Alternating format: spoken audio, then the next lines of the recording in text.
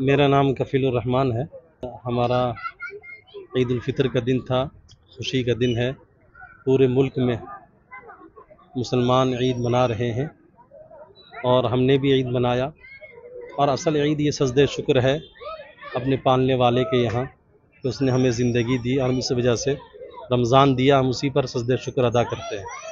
और हम पैगाम ये देना चाहते हैं पूरे देशवासी को कि हमारा देश अमन सलामती का देश है, भाईचारे का देश है, प्यार और मोहब्बत का देश है।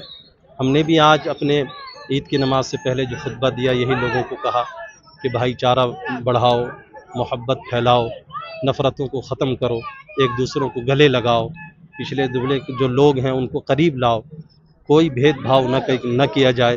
मुसलमान हिंदू सब एक हैं, इस मुल्क में सब इंसान हैं। नियाली निर्वाचन मंडली गोटे भाईचारार निर्वाचन मंडली एटी समस्ते शांति श्रृंखला रुहंती एवं समस्त भाईचारा अच्छी। आज पवित्र ईद उपलक्षे मु आज समस्त मुसलमान भाई मानू मो आंतरिकतार सहित शुभेच्छा जनाऊँगी। संगे संगे समस्त मंगल कामना करुच्ची, समस्ते भलरे रुहंतु। यह मोर आज ईद उपलक्षे फुलटा हूँ गोटे भाईचारार प्रतीक। फूल आमर जोटा अच्छी संस्कृति परंपरा अच्छी, फूलटा दि जाए गोटे भाईचारा को लेकिन तेणुक फूल मिठा जो बंटा हो मिठाटा हूँ सी गोटे एमतिया जिनस मिठा द्वारा बंधुत्व सृष्टि हुए। तेणु सबू जगार मिठा फूल ये दीटा जिनस आम देचु। यहाँ गोटे नियारा पर्व आज दिन में गोटे एत भल लगुच मत जे सबू मुसलमान भाई माने एकाठी बसी गोटे जगार समस्ते प्रेयर करवा ये कम बड़ जिनस नुह। ये सब जिनस द्वारा ये गोटे यूनिटी रोचे भल जिनस। तेणुक समस्ते आम आज समस्त नियाली निर्वाचन समस्त आम खुशी अच्छु। आज जो पर्व सर्वप्रथम मु कहबी, आज जो पर्व रे मु सर्वप्रथम कहबी हिंदू और मुस्लिम भाई को मोर ईद रो हार्दिक अभिनंदन। आज जो पर्व, आज पर्व रे आमर या पूर्वरु गोटे मास पूर्वरु आमे ओषा रखू।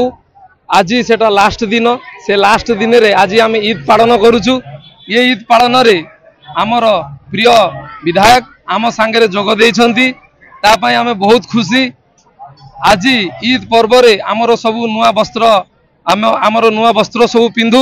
ये नुआ वस्त्र पिंधिकी समस्त को आमर हिंदू और मुसलमान समस्ते मिसी ये पर्व आमर पालन करुछंती। जेमती दशहरा, दशहरा जेमती एठी आमे मुस्लिम तांको सांगे मिसिकी पालन करुछु, से माने हिंदू भाई माने आम सांगे मिसी ईद पालन करुछंती। आमर भाईचारा एठी बहुत नियाली रे भाईचारा रही। आगामी दिन में भाईचारा रहिबो। एटा आमर ईदगाह पड़िया, ये जो पड़िया अच्छी एटा आमर स्वतंत्र गोटे पड़िया अच्छी। ये पड़िया रे आमे नमाज पाठ करुछु। एटा आमर नियाड़ी आ नुआ गाँ जेते मुस्लिम लोक अछंती समस्ते मिसी एटी नमाज पाठ करुछंती। आमर एटा ईद उल फितर नमाज एटा वर्ष को थरे हुए। मासे आम उपवास करूँ, नमाज पाठ करूँ, एकत्रित हो गोटे जगह नमाज पढ़ा जाए।